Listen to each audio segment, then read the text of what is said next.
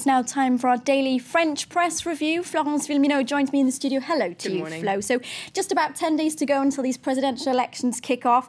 And of course, it's all over the French press today, as we would expect. Who should it be but a socialist candidate, François Hollande? He's all over the papers today, and he's on the cover of 20 Minutes, the free newspaper, on the cover of the business daily Les Echos, and here he is on the cover of left-leaning newspaper Libération. There you see a photo of him. J'ai le devoir de réussir.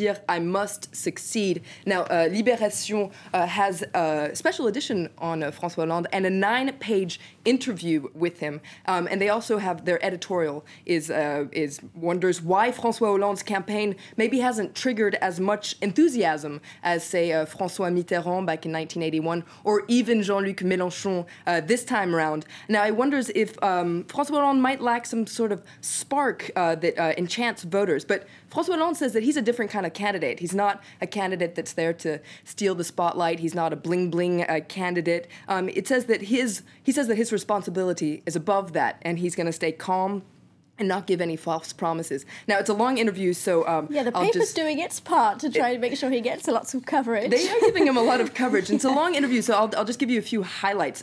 First of all, concerning the economy, he answers to his critics who say that if the socialists are elected, there's going to be France's deficit is going to skyrocket. But François Hollande says that France's deficit is already through the roof and unemployment is already soaring. He also answers to whether or not he's going to open up his government. Now, Nicolas Sarkozy, for instance, has said that he would be willing to open up his government, and so maybe trying to attract centrist François Bayrou and his voters. François Hollande, on the other hand, says he won't open up his government. He says that only people who follow his program will be in the government. So that's answering to people who wonder whether or not, if Jean-Luc Mélenchon makes a good score in the first round, whether he'll open up his government. Exactly. Yeah. So according to this interview, at least, he says no.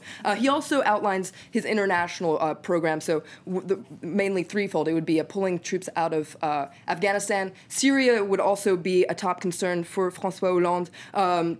Even though he says he has no criticism for Sarkozy's government on that dossier. And another top concern is the Sahel region, where a branch of Al-Qaeda is holding several French citizens hostage. And here on the cover of La Croix, the Christian newspaper, are the photos of some of those hostages. Now, we have not forgotten the French hostages, says the Christian newspaper.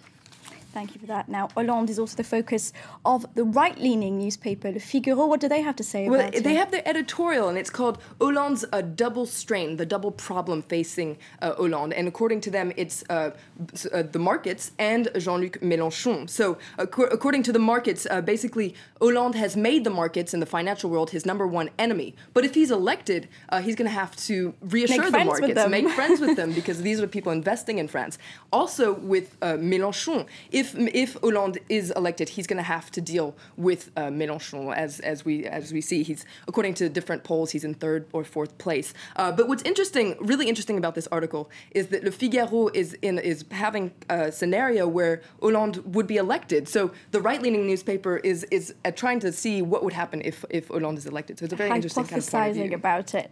So we're going to turn the focus away now from politics and have a look at another story that's big in the French press today. A mystery story coming out of China concerning the downfall of a powerful politician in Chongqing. Absolutely. Libération has a very interesting factual piece which explains exactly what happened, the rise and fall of Bo Xilai.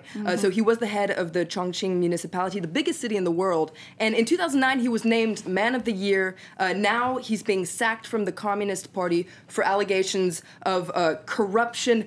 There's also a very interesting piece in Les Echos, the business daily, that sees what the impact of this case is on China and what it says about China today. According to this article, there have been rumors flying on the equivalent of Twitter. There are even rumors that there might be a coup d'etat. According to Les Echos, China is in a very delicate place right now. There's going to be a transition of power with the president leaving power after 10 years, and also there's a lot of criticism and public resentment. So all this is coming out of this case in China right now. Of course, he and his wife potentially in the frame for the murder of a British national as well. So quite the scandal. Thank you very much for taking us through what's going on in the French press, Florence Villeminot.